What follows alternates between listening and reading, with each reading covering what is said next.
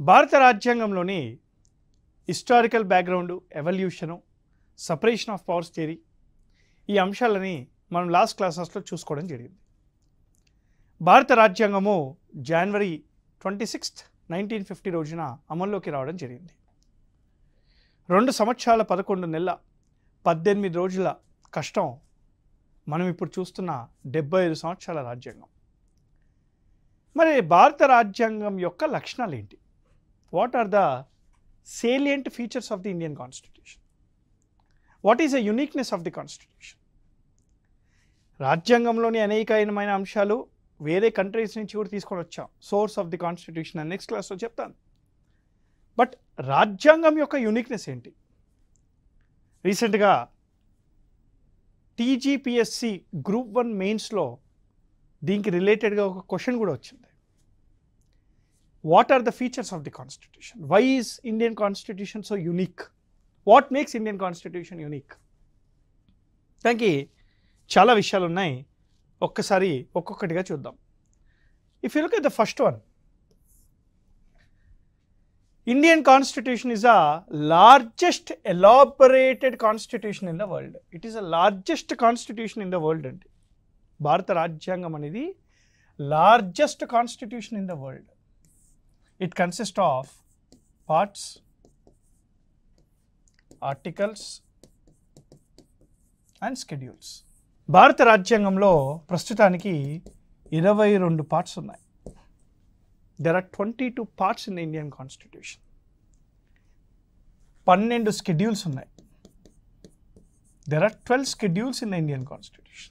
రాజ్యాంగం అమల్లోకి వచ్చినప్పుడు 8 ఉండే, ఇప్పుడు 12 schedules ఉన్నాయి. రాజ్యాంగములో 395 ఆర్టికల్స్ ఉన్నాయి. 395 ఆర్టికల్స్ ఉన్నాయి. మనకి సబ్ క్లాజెస్, సబ్ ఆర్టికల్స్ అన్నీ కూడాను లెక్కిస్తే 467 ఆర్టికల్స్ ఉంటాయి. ఆల్మోస్ట్ 467 ప్రొవిజన్స్ ఉంటాయి. Indian constitution is the largest constitution in the world. ఎందుకు? వై? నాకు చాలా రీజన్స్ ఉన్నాయి. దానిలో ఫస్ట్ రీజను పాపులేషన్, రెండో reason diversity, inspiration from government of India act 1935, కేంద్ర రాష్ట్ర సంబంధాలు, డీటెయిల్డ్ ఎక్స్ప్లెనేషను. ఇవన్నీ కారణాల వల్ల Indian constitution is the largest constitution in the world, largest democracy in the world. What is the longest democracy? America.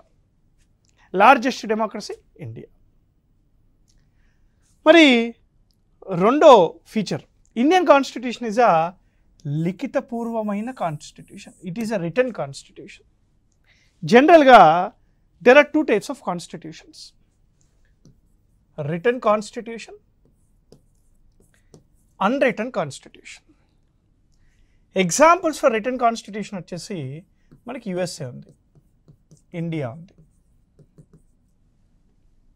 Pakistan return constitution యొక్క ఎగ్జాంపులే. మరి unwritten constitution ఏంటి sir? Example Britain, UK, New Zealand, Israel,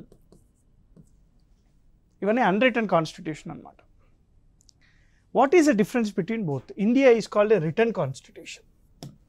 భారత రాజ్యాంగం అనేది written constitution.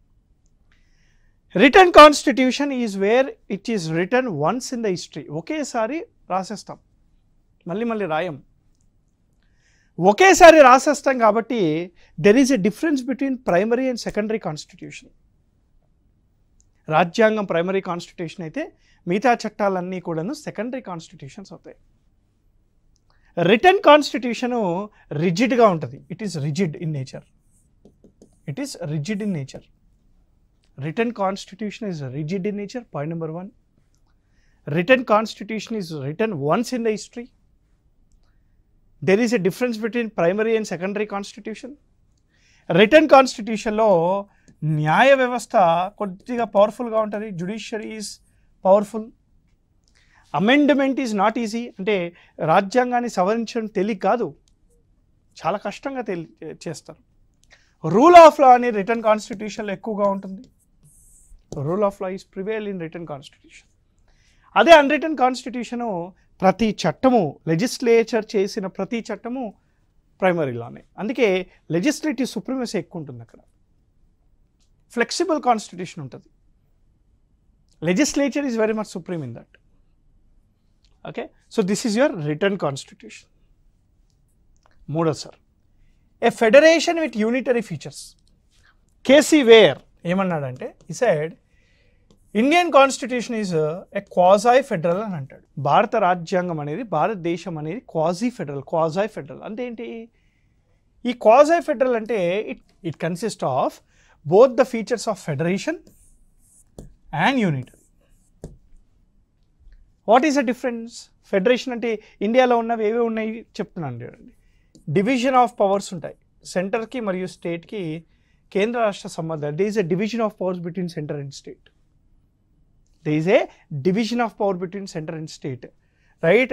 There is also a, right, independent judiciary. There is a written constitution. The subjects are divided into 3 lists. India lo union list, state list and concurrent list. Union జాబితాలో ఉండే subjects మీద చట్టాలు చేసే అధికారం కేంద్రానికి మాత్రమే ఉంటుంది. రాష్ట్ర జాబితాలోని సబ్జెక్ట్స్ మీద చట్టాలు చేసే అధికారం రాష్ట్ర లెజిస్లేచర్, రాష్ట్ర శాసనసభకు ఉంటుంది. కంకరెంట్ లిస్ట్లో ఉండే సబ్జెక్ట్స్ మీద చట్టాలు చేసే అధికారం ఎవరైనా చేయొచ్చు. కేంద్రమైనా చేయొచ్చు, రాష్ట్రాలైనా చేయవచ్చు. కానీ అల్టిమేట్గా కేంద్రం చేసింది నెగ్గుతుంది, అది వేరే. సో ఇండియాలో ఫెడరల్ ఫీచర్స్ ఉన్నాయి. అంటే ఇండియాలో డివిజన్ ఆఫ్ పవర్స్ ఉంటాయి. కేంద్రము రాష్ట్రము ఏర్పాటు చేస్తారు. న్యాయ వ్యవస్థ ఇండిపెండెంట్గా ఉంటుంది. ఇండియాలో రిటర్న్ కాన్స్టిట్యూషన్ ఉంటుంది. ఇండియన్ కాన్స్టిట్యూషన్ రిజిడ్గా ఉంటుంది. అంటే సవరణ అనే తేలిక కాదు.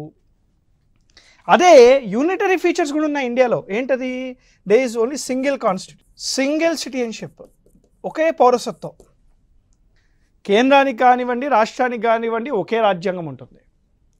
దేశం మొత్తంలో ఉండే అన్ని వ్యక్తులకు కానీ ఒకే పౌరసత్వం ఉంటుంది. అదేవిధంగా ఫ్లెక్సిబుల్ కాన్స్టిట్యూషన్ కూడా ఉంటుంది. అంటే ఏంటి?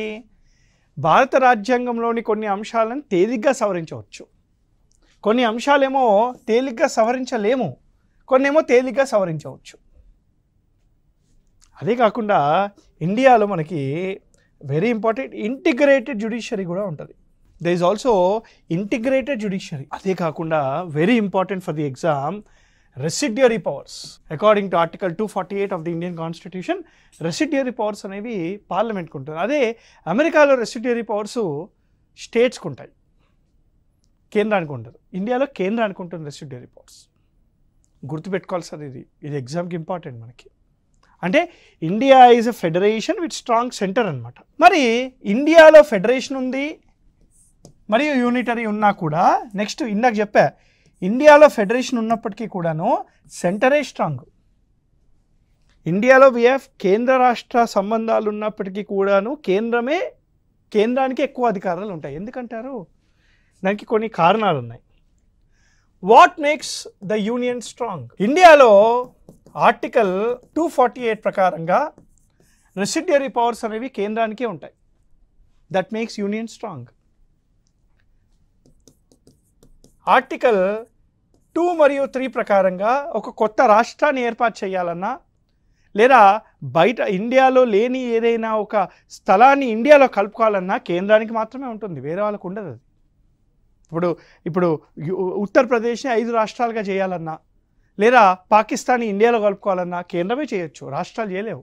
That makes union strong. 3 article 155, రాష్ట్రానికి హెడ్ ఎవరంటే గవర్నర్. ఆ గవర్నర్ని అపాయింట్ చేసేది ఎవరు sir? Centre. President of India appoints governor. That makes the centre strong. అంటే ఒక స్టేట్కి హెడ్ అయిన గవర్నర్ని సెంటర్ అపాయింట్ చేస్తుంది. క్లాష్ వస్తుంది కదా ఇక్కడ. అంటే కేంద్రమే స్ట్రాంగ్ ఇక్కడ కూడా. 4 ఆర్టికల్ 169, కేంద్రంలో ద్విసభ కౌన్సిల్. ఒక కౌన్సిల్ని ఏర్పాటు చేయాలన్నా, ఉన్న కౌన్సిల్ని తీసేయాలన్నా కేంద్రమే చేస్తుంది. It is the parliament which has the authority to abolish are create a state legislative council. అదే కాదు సార్, ఇంకా ఉన్నాయి 5 ఆర్టికల్ 11, ఇండియాలో పౌరసత్వం మీద ఏదైనా ఒక రెగ్యులేషన్ తీసుకోవాలన్నా, పౌరసత్వం మీద ఒక చట్టాన్ని తీసుకొని రావాలన్నా కేంద్రమే తీసుకొస్తుంది, రాష్ట్రాలకి సంబంధం లేదు. రాష్ట్రాలకి పౌరసత్వం మీద అధికారం లేదు. We are just called Indians. I'm not called citizen of the state, I'm called citizen of this country. అదే కాదు సార్. 6 ఆర్టికల్ 312 ఒక కొత్త ఆల్ ఇండియా సర్వీస్ని క్రియేట్ చేయాలన్నా కేంద్రమే చేస్తుంది. ఆ ఆల్ ఇండియా సర్వీసు ఎక్కడైనా పనిచేస్తాడు, రాష్ట్రాలలో పనిచేస్తాడు. కానీ ఆల్ ఇండియా సర్వీస్ని క్రియేట్ చేయాలంటే కేంద్రమే చేస్తుంది. It is a parliament which has the authority to create a new all India service under article 312 of the Indian constitution. అంటే ఇండియాలో there is a division of powers between center and state. కేంద్రానికి రాష్ట్రానికి division of powers ఉన్నప్పటికీ కూడాను కేంద్రమే ఎక్కువగా powerful ఉంటుంది. కేంద్రము, centre is more powerful. Why? ఈ కారణాల వల్ల సెంటర్ ఈజ్ మోర్ పవర్ఫుల్. గుర్తుపెట్టుకోవాలి సార్ ఇవన్నీ. రైట్, ఇది మనకి నెక్స్ట్ లక్షణము, federation with strong centre. Both rigid మరియు ఫ్లెక్సిబుల్ అంటే amendment of the constitution. Amendment of the Constitution. Article 368 of the Indian Constitution deals with amendment. సవరించడము, సవరణ. అమెండ్మెంట్ అంటే ఏంటి? చేంజ్. చేంజ్ అంటే you add something in the constitution, you delete something in the constitution, or you modify something in the constitution. రాజ్యాంగంలో ఏదైనా ఒక ప్రొవిజన్ని తీసేసినా, add చేసినా, modify చేసినా దాన్ని సవరణ అని అంటాం. ఆర్టికల్ 368 ద్వారా మనకి ఆ ప్రొసీజర్ తెలుస్తుంది. ఇండియాలో there are 2 types of amendment. What is the meaning of rigid amendment? ఈ ఆర్టికల్ క్లాస్ 368 క్లాస్ 2లో రాస్తున్న అంశాలని సవరించాలి అంటే ముందుగా పార్లమెంట్లో రాజ్యాంగ సవరణ బిల్లుని ప్రవేశపెట్టాలి. అలా పెట్టాక లోక్సభ మరియు రాజ్యసభ ఈ రాజ్యాంగ సవరణ బిల్లుని పాస్ చేయాలి. అలా పాస్ అయ్యాక మినిమం 50% రాజ్యాలు దాన్ని రాటిఫై చేయాలి, ఒప్పుకోవాలి. అప్పుడే అది ఇంప్లిమెంట్ అవుతుంది, అమల్లోకి వస్తుంది. అంటే ఏదైతే ఆర్టికల్ 368 క్లాస్ 2లో రాస్తున్న అంశాలు ఉన్నాయో, ఈ ఆర్టికల్ 368 క్లాస్ 2లో రాసిన అంశాలు సవరణ చెయ్యాలి అని అంటే పార్లమెంట్లో ప్రవేశపెట్టాలి, పార్లమెంట్లో పాస్ అవ్వాలి. పార్లమెంట్లో పాస్ అయ్యాక మినిమం 50% స్టేట్ లెజిస్లేచర్ ఒప్పుకోవాలి. మినిమం 50% స్టేట్ లెజిస్లేచర్ ఒప్పుకుంటేనే అది ఇంప్లిమెంట్ అవుతుంది. దాన్నే మనం రిజిడ్ కాన్స్టిట్యూషన్ అని అంటాం, రిజిడ్ ప్రొవిజన్స్ అని అంటాం. రెండోది ఏంటి? Flexible. What is the meaning of flexible? Article 368 class 2 కాకుండా మిగతా అంశాలు ఏవైతే ఉంటాయో అది ఫ్లెక్సిబుల్ అనమాట. అంటే సింపుల్గా ఇది పార్లమెంట్లో ప్రవేశపెడతారు, పార్లమెంట్లో పాస్ అవుతుంది, పార్లమెంట్లో పాస్ అవ్వగానే అది ఇంప్లిమెంట్ అవుతుంది. అంటే స్టేట్ రాటిఫికేషన్ లేనివి ఫ్లెక్సిబుల్, స్టేట్ రాటిఫికేషన్ అవసరం ఉన్నాయి రిజిడ్.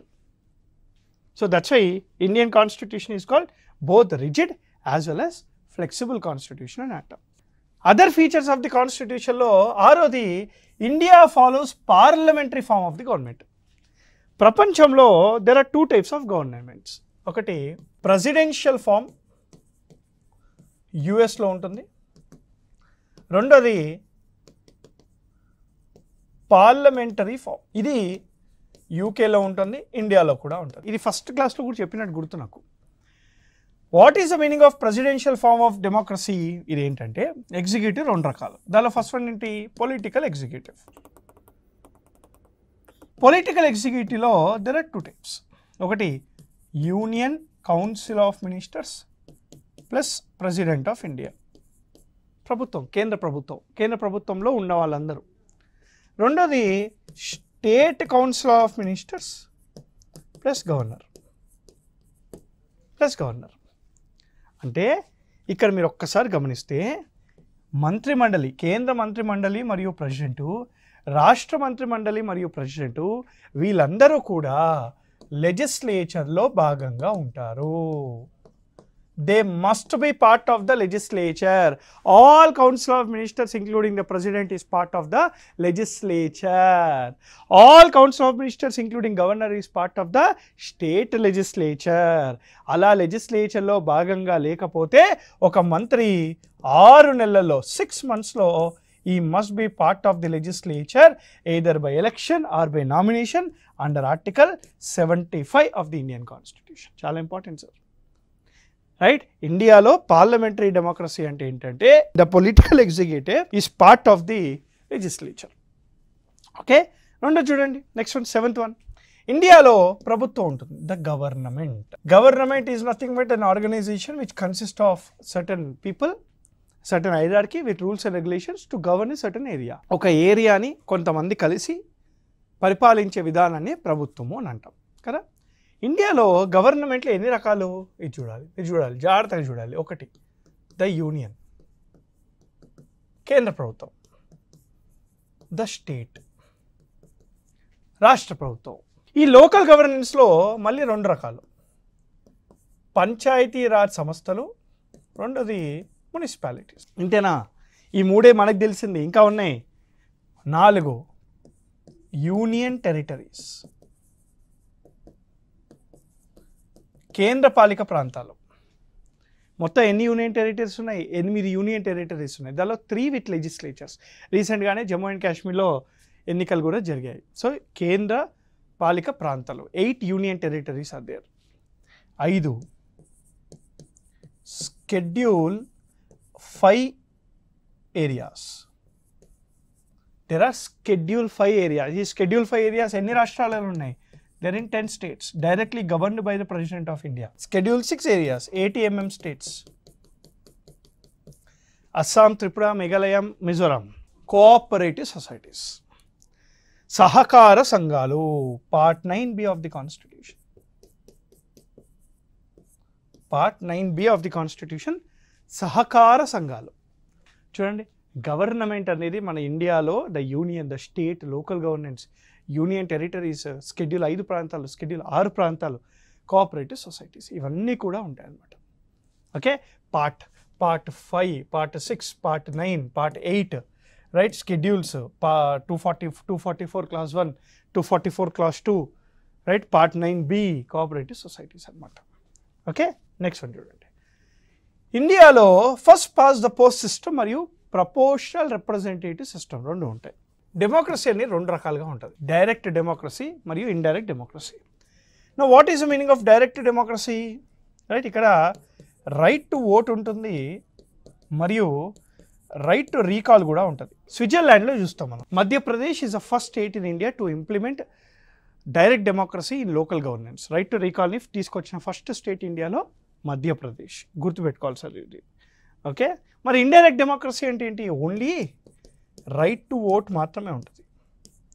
దీన్నే పార్టిసిపేటరీ డెమోక్రసీ అని కూడా అంటారు, లేదా రిప్రజెంటేటివ్ డెమోక్రసీ అని కూడా అంటారు.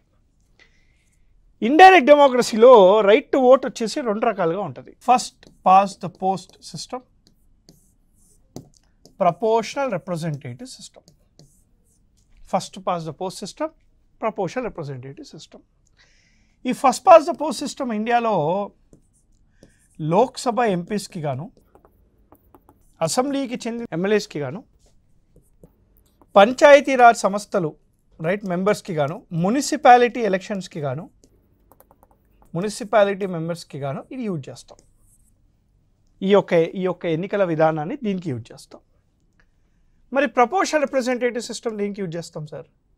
రైట్, రాజ్యసభ ఎంపీల యొక్క ఎన్నికలు గాను, స్టేట్ లెజిస్లేటివ్ కౌన్సిల్ ఎమ్మెల్సీస్కి గాను, ప్రెసిడెంట్ ఆఫ్ ఇండియా ఎన్నికలకి గాను, వైస్ ప్రెసిడెంట్ ఆఫ్ ఇండియా యొక్క ఎన్నికలు, దీనికి మనం ప్రపోర్షనల్ రిప్రజెంటేటివ్ సిస్టమ్ అనే ఒక పద్ధతిని యూజ్ చేస్తాం. సో ఇండియాలో 2 రకాల ఎన్నికలు ఉంటాయి. ఈ 2 రకాల ఎన్నికలు డెమోక్రసీ, డైరెక్ట్ డెమోక్రసీ ఇవన్నీ కూడా ఉంటాయి అన్నమాట. ఇది 8th one. మరి రెండో విషయం, ఈ నెక్స్ట్ ఫీచర్ ఏంటి? What is the next feature? ఇండియాలో బోత్ ఇండిపెండెంట్ జ్యుడిషియరీ ఉంటుంది, ఇంటిగ్రేటెడ్ జ్యుడిషియరీ కూడా ఉంటుంది. ఇది మీకు ముందే చెప్పినాను మీకు ఇది. What is the meaning of independent judiciary?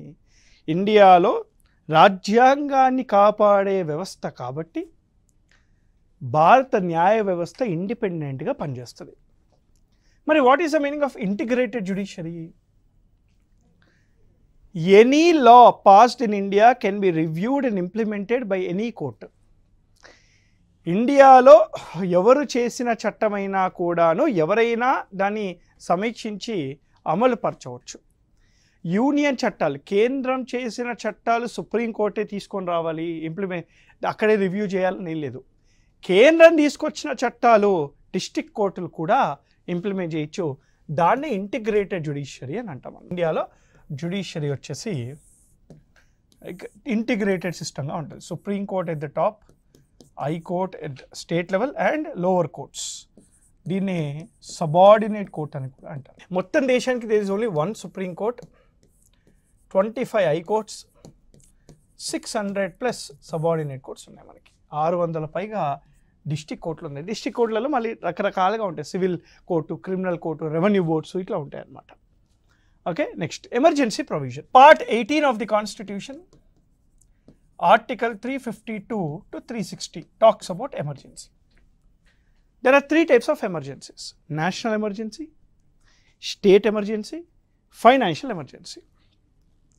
ఇప్పటి వరకు నేషనల్ ఎమర్జెన్సీ అనేది 3 సార్లు పెట్టారు, 3 times.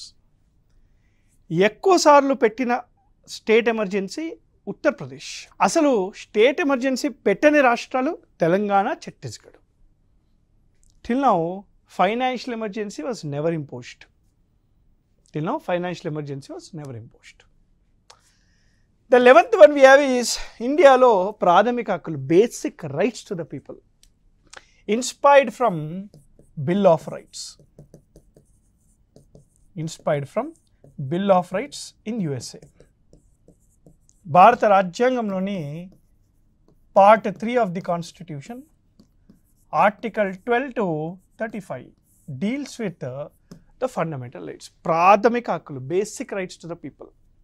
Right to equality, right to freedom, right to religion, right against exploitation, right of cultural rights, minority rights. ఇవన్నీ కూడాను మనకి ప్రాథమిక హక్కుల ద్వారా ఉంటాయి. మరి ఇండియా ఆల్సో కన్సిస్ట్ ఆఫ్, భారత రాజ్యాంగంలో డ్యూటీస్ కూడా ఉన్నాయి.